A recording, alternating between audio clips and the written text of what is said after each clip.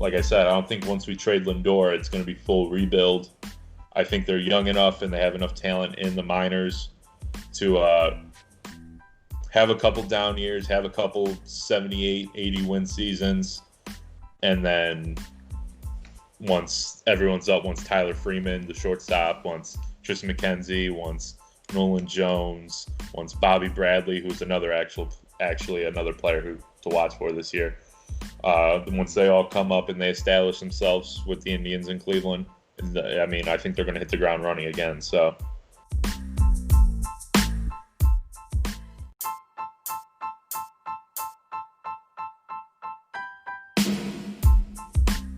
Too much pod tar. way too much pod tar. Welcome back to another episode of Too Much Pod Tar as we continue our 30 Pods Indians. I have fellow Squawka writer Daniel Corrigan on to talk about his team, the Indians. Obviously, off season they traded Corey Kluber. And there's been rumors circulating around that they potentially trade one Francisco for, but we can get into that later, obviously. But yeah, start off, I just want to talk about, for a quick second, obviously Sunday was just a terrible day for all of us around the sports world.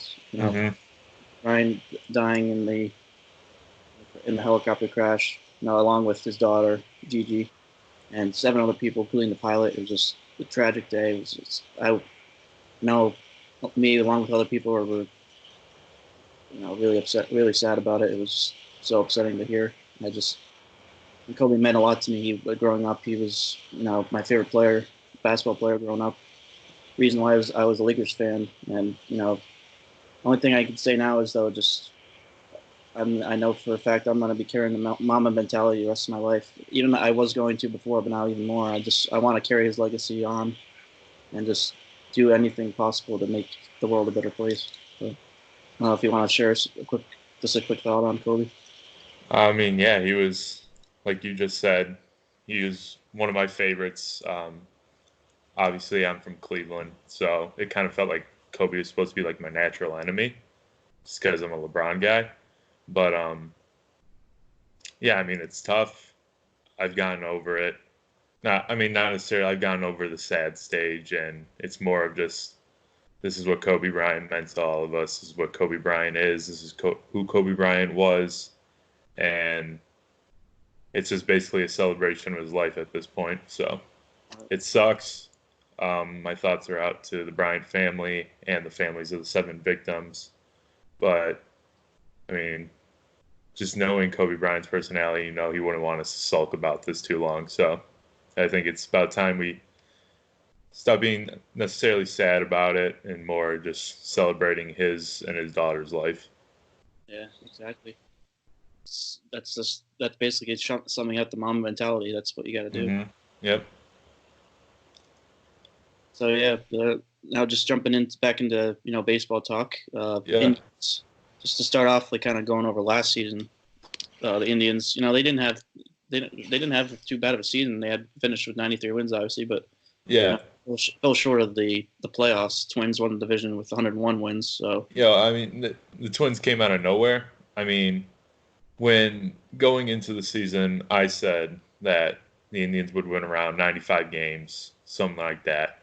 And it would be more than enough to win the division. I knew the Twins were going to be good because they have a really good farm system and they have some really young talent. But I didn't expect them to take the leap that year to, 100 plus wins. But, I mean, starting off slow, it was a typical Indians season. You obviously don't watch as much Indians as I do. They always start off slow. They get screaming hot in the summer, and then they cool down late August, early September. And unfortunately, that cool down lasted all of September, and they had the wild card spot locked up, and they just choked it all away. So I mean, it was very frustrating. A lot of injuries, a lot of down seasons for some, especially Trevor Bauer. That sucked. But I mean, Trevor Bauer, he landed us Yasiel Puig, Franmil Reyes, and prospects. Corey Kluber breaking his arm on May 1st. That stunk. Obviously, Carlos Carrasco being diagnosed with leukemia. That's just brutal. Francisco Lindor being hurt. I mean, the Indians I still think they're a good team. I think they're about the same quality of talent as they were last year, maybe a little bit less. I think they're a good team. I think they are a playoff caliber team. I think they were just unfortunately or unbelievably unlucky last season. So it's going to be interesting to see if everything holds up. I'm not sure they'll catch the Twins this year, but they should be right where they were last year, fighting for a wild card and still trying to fight for the AL Central crown.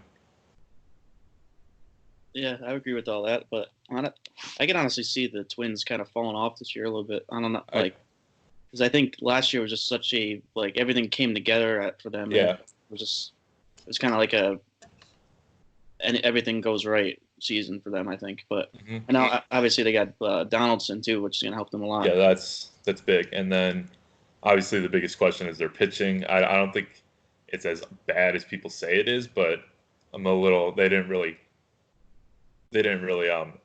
attack that issue this winter. I mean, I know there's still some time and there's still going to be trades to be made in July, but I do really like this Twins team. I think they're really good, but they're just a real big thorn in our side right now. Yeah, it's definitely agree with that. Yeah, it's just I don't know. Yeah, I just don't think they're gonna. I don't think they get 100 wins this year, but I think they're probably end up around maybe 98, 99, somewhere around there. Yeah. So yeah, I could. Yeah. Yeah, but like you said, the pitching is the question mark, and just I think that's going to be their main issue this year is the pitching. They're obviously last year their bats were really strong. Downs is going to just add to that. So. Oh yeah. Their batting is going to win that division for them. Oh yeah, they're an incredibly fun team to watch. They're going to be a lot more fun with Josh Donaldson, the bringer of rain. So I mean, it's going to be so obnoxious when he just dominates the Indians last year, just knowing that he did absolutely nothing when we had him for half a season. Yeah, that's going to be the absolute worst. He's going to hit 8 home runs at Progressive Field this year, and it's just going to bother me to no end. Yeah, that sucks. He's good all the other time, all his other teams, and then when he's on the Indians, that's when he doesn't do anything. I mean, in his defense, he was coming off a major injury, and even when we did trade for him, he was still rehabbing. So, but I mean, it's still going to bother me a little bit, but Yeah. Of course, yeah, that would bother me too. It's even for me with the Yankees, I mean, there's been a lot of players that were on the team for. Well, I mean, one that comes to mind is Sonny Gray, who was terrible on the Yankees. He was so bad. And then on the Reds, he made the All-Star game. So yeah, baseball's weird. But I mean, I think with the Yankees, it's also you can't handle the New York lights. That's another thing. Yeah, that's true. So. Especially with the expectations that were put on Sonny Gray for coming to New York and that team. He was supposed to put the Yankees above the Astros, the Red Sox, and I can't even remember who, the Indians, and but I mean that's just tough. I mean it's just baseball. It's different people succeed in different environments. Yeah. So back to the Indians. That was their 2019 season. But going into this off season, as you mentioned already, with the Kluber being. Well, did we mention that? Yeah, but we didn't really mention what the whole trade was. But back, what was it, November that they traded him? No, it was December. It was the day of my sister's college graduation. I know that, but it was sometime in December. Sometime in December, yeah. So they traded Kluber to the Rangers, and it was. I'm not remembering who they traded for. I know they traded for a couple of major leaguers now. I can't remember the prospect's name. He's some reliever. a lower level ranked prospect in the Ranger system. Apparently, he's like a flamethrower though. Like he throws 101, and then Delano DeShields Jr., who I mean, I'm not very, I'm not like, I saw the name and I'm like, I recognize the name Delano DeShields. I'm like, oh, and then I just remembered that Delano DeShields Jr. is like a minus like a .01 WAR player. So I was like, oh, Oh, it was geez. it was more of a salary dump. I mean, Kluber was going to make 18 million this year, and uh, the Indians owners, the Dolan family, worth like $6 billion, the cheapest billionaires in the world. Mhm. It's they're just trying to save money, and it's even more frustrating that their only move this off season was to sign Cesar Hernandez, take Kipnis's role for what I think only like 6.25 million, Yeah. and we just haven't used that money. I know Puig's still floating out around there, and with Castellanos and Ozuna and basically the top outfielders pretty much gone, his market's going to dry up, so he's probably going to have to take a cheaper deal. So it's just incredibly infuriating to have this talented team with owners who won't spend money. Yeah, and then going into like some other things that could happen is, obviously the trade rumors are circulating about Lindor. I think, they have a talent. I think they would like they should definitely try to hold on to him if they can. But my take on it is that if they end up playing like poorly and they're like out of their whole wild card race even by like Yeah, trade deadline, I think that's when they should trade him. I don't think yeah, they should do it now. I think they should wait to see if they have a good start to the season and then go from there. yeah. I agree, and Tito kind of said the same thing. He said Francisco Lindor is going to be our opening day starter at shortstop. Um, if the Indians are like dead in the water in July, then yeah, you got to maximize his value because after this trade deadline, if you try trading him in the winter, you're going to get peanuts compared to what you can get from him in July, compared to what you could have gotten from him in this winter. Um, yeah, it's incredibly infuriating. The Indians never pay their homegrown talent. With Tomey's one of them, Omar Vizquel, Kenny Lofton, Albert Bell, Francisco Lindor, Cliff Lee, CC Sabathia. I mean, it's just incredibly infuriating. Um, I do think the Indians are in an interesting position where they could trade Francisco Lindor and still not really go through a full rebuild. I mean, their young core of right now, their main core, I would say, is Jose Ramirez. Hold on, Jose Ramirez. I guess you can say Francisco Lindor, um, Oscar Mercado, and then obviously they're pitching with Mike Clevenger and Shane Bieber and Savali and Plesac and Plucko. Um, and then they have. I know we have our top prospect in our farm system, Nolan Jones, a third baseman. He's supposed to be the the next big the next big player for the Indians. He, you plug him in at third. If you trade Lindor, you can move Hosey to second, or excuse me, shortstop or second, depending what they do at second base next year, because Cesar's only going to be here for a year. And they can kind of plug in the players because if you think about what they're going to get in a Francisco Lindor trade is sort of similar to what you got in a Trevor Bauer trade. You're going to get an MLB ready player, maybe a young MLB ready player who's just coming up, and then a lot of prospects. Obviously, it's going to be amplified because it's Francisco Lindor. But yeah, I think the Indians are in an interesting position to where if they do trade Francisco Lindor, that they're not like in a full rebuild. So it's going to be interesting. I hope. I mean, it's always in the back of my mind that the Indians are going to re-sign Francisco Lindor to like 300 million. I know it's not going to happen, but yeah, I mean, it's going to be interesting to see how this plays out. I don't think they're going to get into a position where they're going to trade him at the deadline, but we'll see when we get there. Yeah, definitely. It's definitely gonna be interesting. And the other stuff too is like all the other trade rumors that have been going around in the major leagues, like Chris Bryant. that's another big thing to look at, especially with that NL Central is going to be really interesting, like especially with the Reds, the way they've made a lot of moves this offseason. Yeah. So I think I actually have the Reds right now as the my pick to win that division. So I was talking about this on my podcast last night. I said it before the Castellanos move. I said I think they're a year away, but this Castellanos move obviously very big. He's a very nice player. I really wanted him for the Indians. It is such a weak division, especially with the Cardinals losing Ozuna.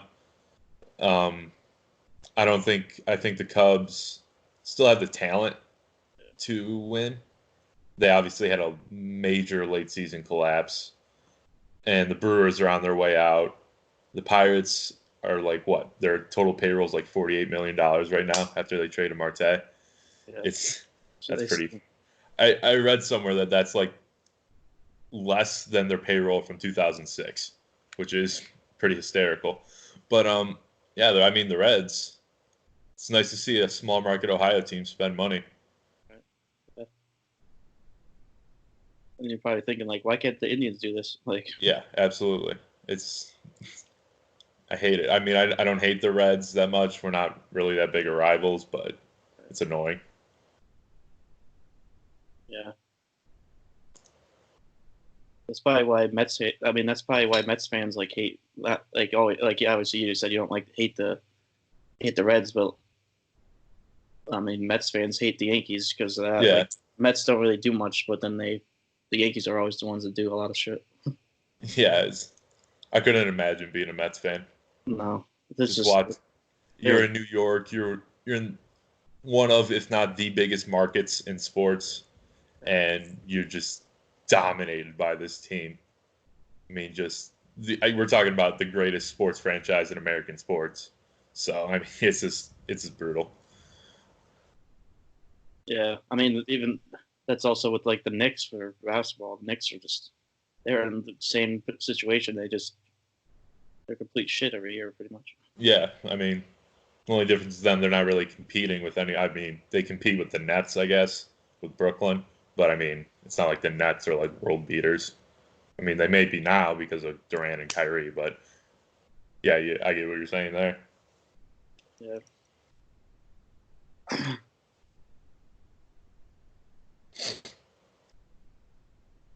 Yeah, so I guess going into like expectations for this year, where would you see that they end up? I know we talked about it a little bit, but like, what do you think that they could like? Where do you think their ceiling is, their floor?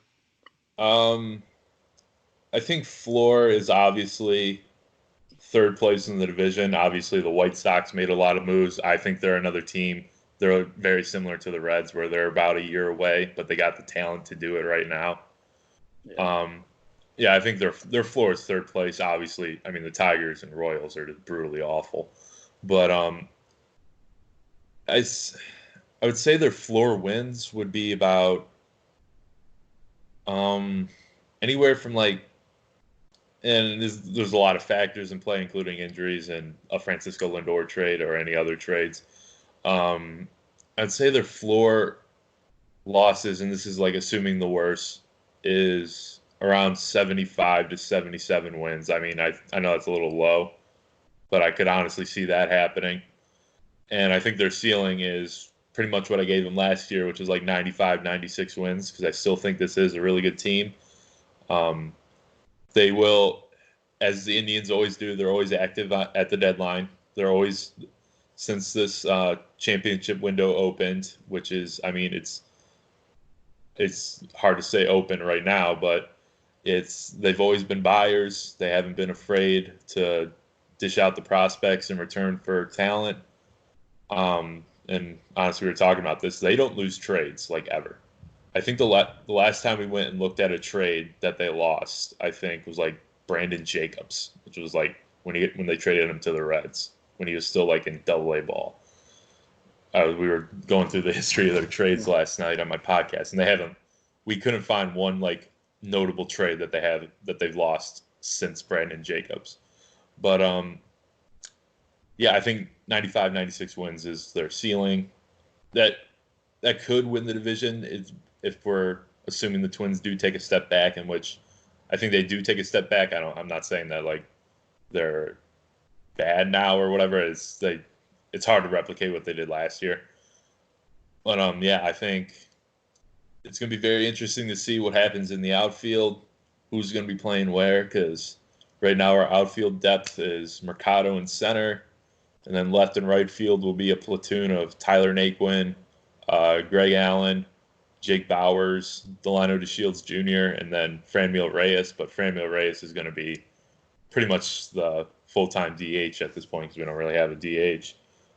But I think the Indians do have in the infield from top to bottom. They're pretty much solid. Santana at first.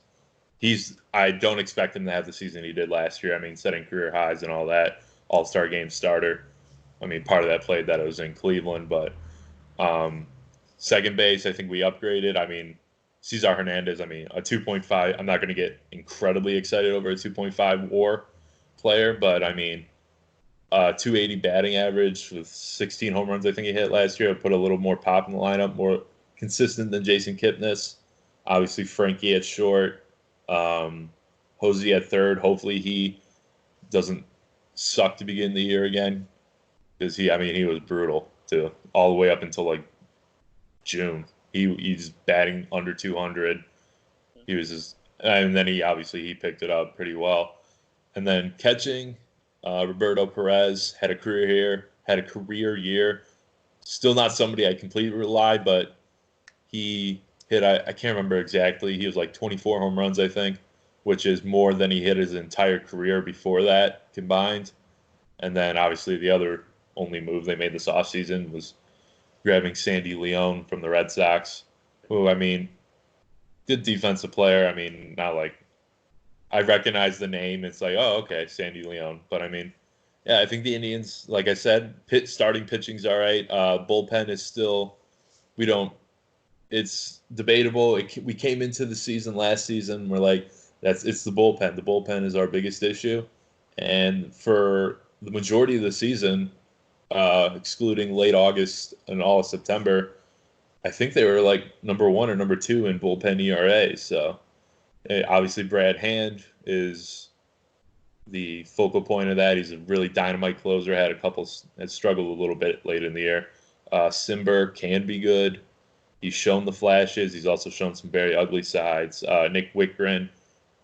Who else we got? We got Oliver Perez. Plucko's probably going to be in there. We might see, Plucko,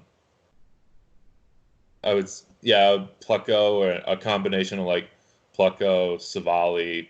I don't think Plesac. Might see the Indians bring up Tristan McKenzie finally, who's been our number 1 pitching prospect and our number 1 prospect for years. Was out all year with an injury. It's going to be exciting to see if he finally pans out. If he does, maybe he gets traded. But I think right now the biggest question has to be our outfield. I think that's going to be our biggest handicap. We don't have a reliable corner outfielder. This is assuming that just currently right now as I'm speaking, because I don't know if we are going to get Puig. At this point, I'm assuming we are going to get Puig. But I think the Indians do have. I've said it a lot this podcast, but the Indians absolutely have the talent to win this division. I don't think it's going to be possible to get by the Yankees or the Astros, or I think maybe even if the Red Sox keep Mookie Betts. I know there's a rumor going around today that Mookie Betts is all but going to get traded to, I guess, the team to watch with the Padres.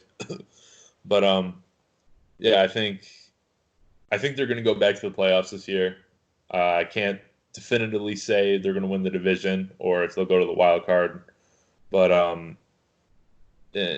think they're going to go back. I think they're going to win around anywhere from like 90 to 95 games, and it's just hopefully everything doesn't go wrong like it did last year. Yeah, I agree with that. And I think the same thing as you. I think they'll end up winning like around 95, 96 games. And that's if everything, goes pretty much according to plan. If they But if they end up having to trade Lindor, I could see them losing. I mean, not losing. I could see them winning like only around like 70, Yeah. 78 games or something like that. Yeah.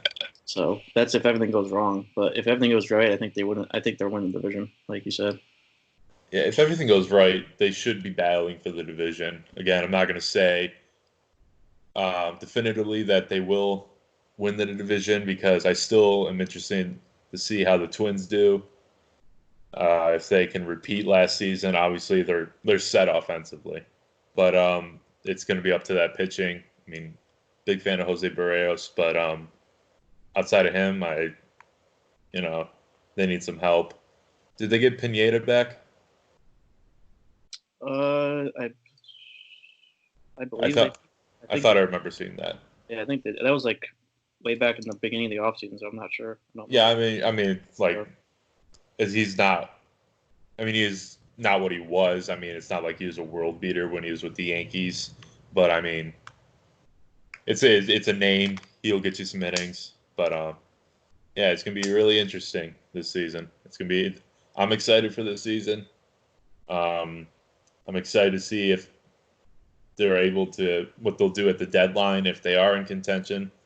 If they aren't in contention at the deadline, it's not going to be that fun.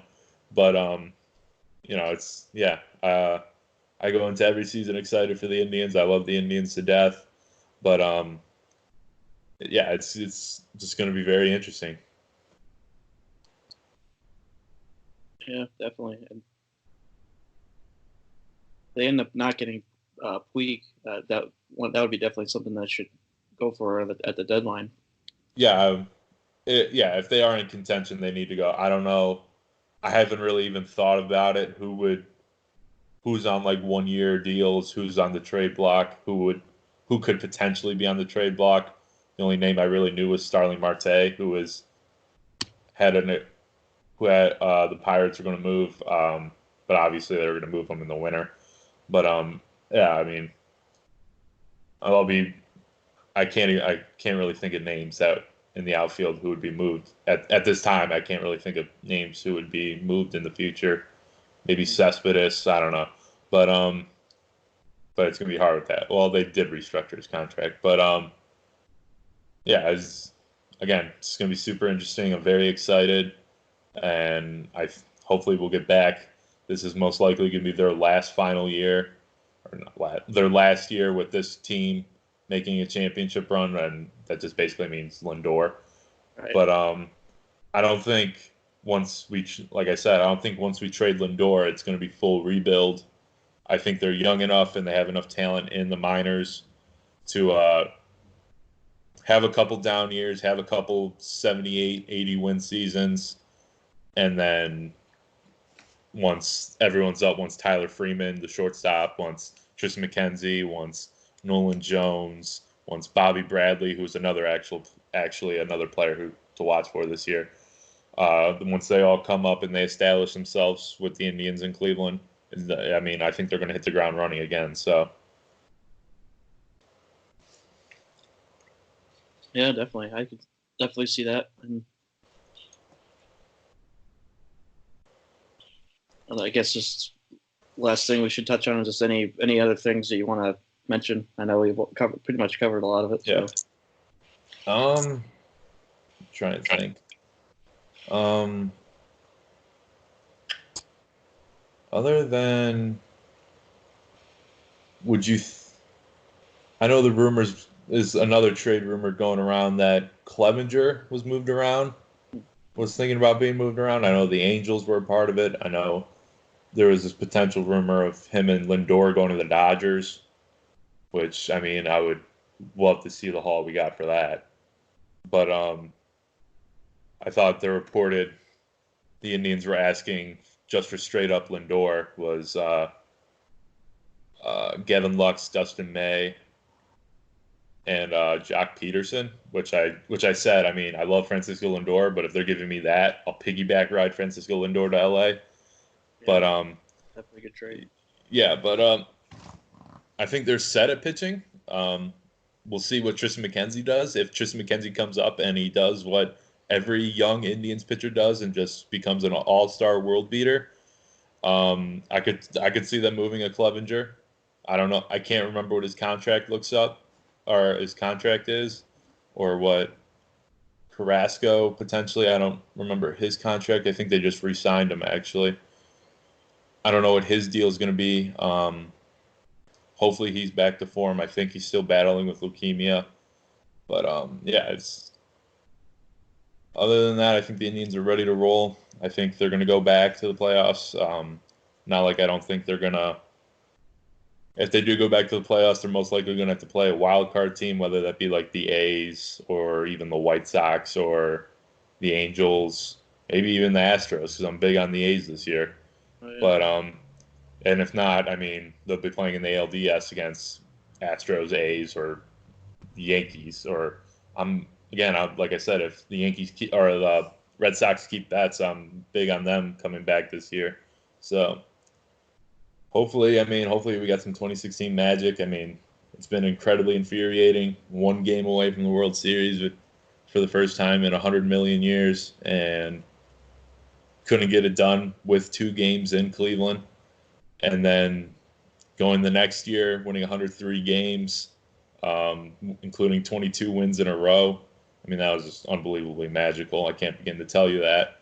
But and then blowing a 2-0 lead against the Yankees, which, man, I can't. I was at Game 5, and the second, as a Yankees fan, you'll appreciate this, but I mean, I'd never heard a stadium go so loud because Kluber just dominated the first 2 batters, and then Gregorius just put the moon out of orbit with that first inning home run.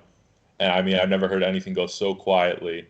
And then he hit that next one, and I mean, I'm sure because you always hear the "Let's Go Yankees" chant. I mean, that was just deafening loud. I was surprised. The Yankees travel well, man. It's just that stunk. And then 2018, running into the Astros. I mean, obviously we know now what the Astros are and what they did, and it's kind of shitty. And I think the Indians do deserve credit for taking the fall for that, most especially Trevor Bauer, because after that series is when Trevor Bauer started bringing it up. I mean, he brought it up kind of that year. He started bringing up like, hey, the Astros are like, something's going on here. They're doing stuff. People should look into it. And everyone just like, oh, old crazy Uncle Trevor. And then now we know what we know. So, Yeah, I love Trevor Bauer. he's the greatest. Yeah. People always hate him. Like, why is he getting so so mad on Twitter and all this shit? Like, it's like I love it though. It's like I love the fire. Oh yeah, I love him. I mean, he can be kind of an asshole at times, but I mean, I love him. He's the best. I was sad to see him go. Yeah, I was actually last year at the deadline. I was hoping he was going to be traded to the Yankees. I was like, I need Bauer on the I Yankees. remember that. I remember being on the trade deadline podcast, and Oh yeah, that's right. the Yankees just not doing anything. Yankees didn't do anything. And I just I was silent for like the last. Yeah, I remember. I can't remember who I was talking to, but I'm like, is he still alive? Yeah, I like had my head down and I was like, what the fuck? Why did we do Yeah. that? I mean, it all worked out. You got Garrett Cole in the end. Yeah. So yeah, that like if I knew the future, I wouldn't have been mad at that point. If I knew what we got, Yeah. get Cole, I'd be like, all right, it's fine. We're getting Cole in the future next year. Yeah. So it's fine. And then now looking back at like 2017 too, like now I know what the Astros were. So like, Yeah. I mean, it is what it is. I hate it. I'm not a revoke their rings guy. That's kind of a stupid thing. But I mean, it's just so weird. They're so talented, and I don't know why they had to do that. They would have won a World Series without him. I think they would have won the World Series without. Now, yeah, I mean, you look back at it, and I can't remember. Did they go 6 games was it 7 games with the Yankees in 2017? Yeah. And at that point, I mean, after the Yankees reverse swept the Indians, it was like, all right, this team kind of feels like destiny. It's the Yankees. They got this up and coming megastar in Aaron Judge. Yeah, it just felt like destiny. So maybe you could say they would never win a championship without that, but Yeah, I mean, big thing too is their home road splits are just crazy. Oh, it's ridiculous. It's preposterous. And honestly, I think the Yankees would have beat the Dodgers that year too. Like, I think if they ended up going to the World Series, they would have beat the Dodgers. It's just Yeah, like, they just felt like a team of destiny. yeah, that's like what CC Sabathia said too. Like when it came out that the Astros cheated, he was like, "Oh, those motherfuckers stole." He was like, "These motherfuckers stole from us. We would have went and beat the Dodgers. We were way better than the Dodgers. We would have." Yeah. I mean, that's sports. You get so mad, and there's nothing you can do about it, and you stay mad for the rest of your life. Yeah. Now hopefully CC can get another ring though, because now he's going to be working with he's going to be like working in the front office. So yeah, so we'll still get a ring if we win this year. I mean, the past couple years, I mean, he's kind of a player manager to begin with. I know he kind of dominated the Indians in the playoffs in 2017, which was another like anybody but CC Sabathia. Come on, yeah, I mean, he obviously loves New York. He obviously seems to be a fan of the players. Obviously, seem to be a fan of his. Very likable man. He actually still. We all in Cleveland, we still love him. He always says how much he still loves Cleveland. He still lives in Cleveland in the off season. He even at the All-Star game, we honored him there. He even honored him. I went to the home run derby this year, and I mean they even honored him then. It was a pretty cool moment. Yeah, definitely. Oh, here's a good question. When he eventually gets inducted to the Hall of Fame, what do you think he's going to wear? Like just a mutual hat, like the Hall of Fame hat? Because I don't think he's be able to choose between like the Indians and the Yankees. Because he obviously started with the Indians, and then he won a World Series with. So I mean, I don't think he's going to be able to choose that. Honestly. Yeah, he won a World Series with the Yankees. Won a Cy Young with the Indians. Right. Started his career in Cleveland. Loves Cleveland. Obviously, he loves New York. Won his only championship as a player there. So I would like to see him go neutral. I totally expect him to go in as a Yankee. It's an honor to go into the Hall of Fame. It's an even bigger honor to go into the Hall of Fame as a New York Yankee. So yeah, I mean, as much that had a bad taste in my mouth because obviously I'm not a Yankees fan. I despise the Yankees just because they never go away. Even when they were bad, they would just never go away. It was just in my heart of hearts, I know he'll probably go in as a Yankee, but I know he always will appreciate his time in Cleveland. So yeah, I could definitely see him going neutral because I mean, it's not really the same thing, but Mike Mussina, I was kind of expecting him to go in as a Yankee, but he ended up going neutral with the Orioles. yeah. So yeah, so I guess that'll do it for the podcast, and make sure you check out all of our podcasts that we've been doing for this series, and and then as we continue it until finished all 30 teams. So that's going to be exciting. How many more you got left? I think right now I have 14. I think I did about half. So I think I have like 14 left. Okay. Yeah. So I think I have like 3 non-playoff teams left, and then, or no, 3 or 4 non-playoff teams left, and then I'll just go into the playoff teams. Okay. Yeah. So that'll be exciting as we move forward to the season. Oh yeah, can't wait. It's gonna be a good season, I think. Yep. So yeah, make sure you check out the scorecard articles, and yes, as we move into the season, or previews will be coming out soon. So start those up, and then during the season, DFS articles. Yeah. So that'll be good. Hopefully, online gambling's legalized in Ohio by then, because it's funny. I do all these gambling. I do these weekly gambling articles for the Scorecrow where I just give my picks, and I can't put money on them because I can't, unless I do an offshore gambling site. I can't gamble online in Ohio. So, but yeah, I kind of want to start doing a little bit of DFS. I mean, I'm not really big into it. I kind of want to get into it a little bit. That seems to be our biggest, where we get our biggest page views is the fantasy sports articles. So. Yeah, last year I didn't really do much on that. I just did kind of like regular baseball articles, but this year I want to get more into doing like that kind of stuff. Yeah. I'm gonna do. I signed up for one of the articles for like the position rankings. Mm-hmm. I'm gonna do the second base one. So. Yeah. And then I'll try to do some like DFS ones too. Sometimes. Yeah. And I think Johnny put on there like we'll have one for every day, so I should be able to do a couple a week.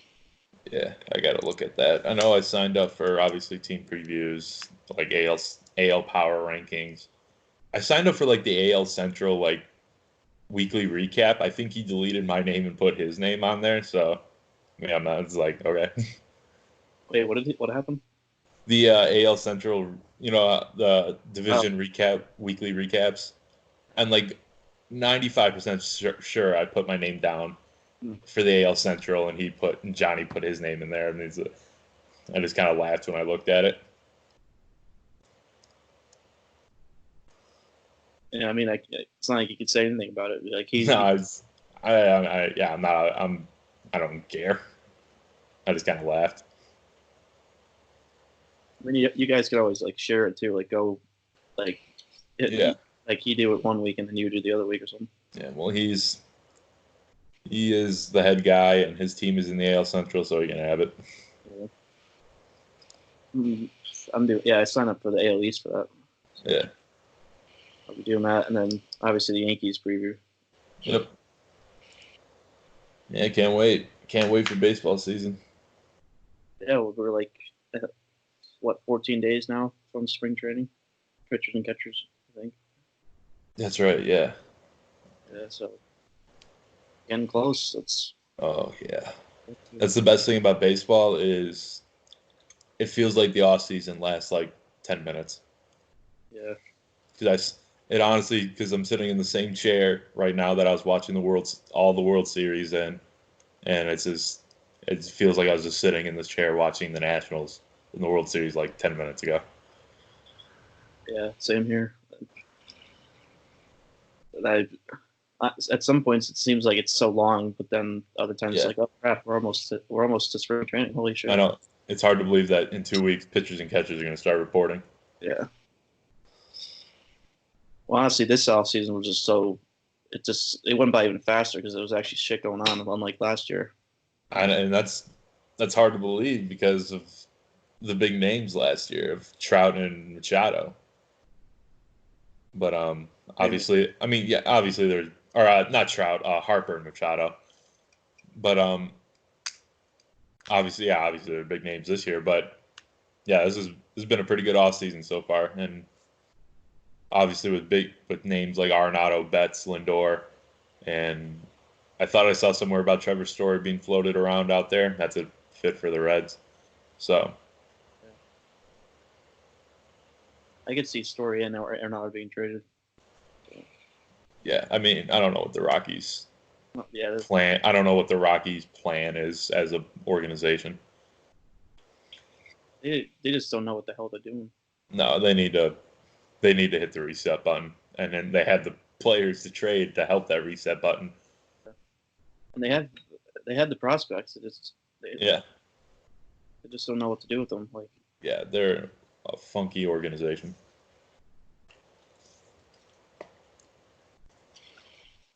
Yeah, that was an interesting preview. I did that one a couple weeks ago with Zach Gottlieb. Is he a Rockies fan? Yeah, he's a Rockies fan. And then, yeah, it was interesting. Like he was talking about a bunch of shit about it. It was like, Rockies, what do we do? What the hell are we doing now? Like all this. Yeah. Like signing Arenado to this massive deal, and then turning around and you're going to trade him, and then they just re-signed Trevor Story to not re-signed him, but like extended him for 2 more years. I don't. Does baseball have I know the NBA kind of has that where if you extend someone you can't trade them for a certain amount of time? Is that a thing in baseball? I'm Not that I know of. I don't think it is. Yeah, so that's just I don't know. This is weird. I don't know what the Rockies are thinking. I have no idea, but yeah, I guess that'll wrap this up. So obviously, you're always welcome on the podcast. Yes, have me on anytime. Yeah, and then maybe we'll have like the same thing when we did like last year with the live one. Yeah, yeah, that was fun. So hopefully, I don't get depressed this stuff. Yeah, I mean, for your sake, hopefully the Yankees won't be needing to be active at that time. Yeah, I don't think we will. No. Rotation's fine. The hitting's fine. So the bullpen's obviously fine too. So. Yeah. I mean, it's pretty set. The only thing I would say maybe they end up going after is like another left-handed bat or something if they need it. They have obviously injuries. If injuries end up piling up again, which hopefully they don't. Yeah. But that would be another thing that he might have to address. So. Yeah. Yeah, great podcasts. Thanks, Stan, for coming on. And yeah, no problem. Anytime. Thank you for having me on. Yeah, of course, anytime. And just a reminder, you can never have too much pot tar. And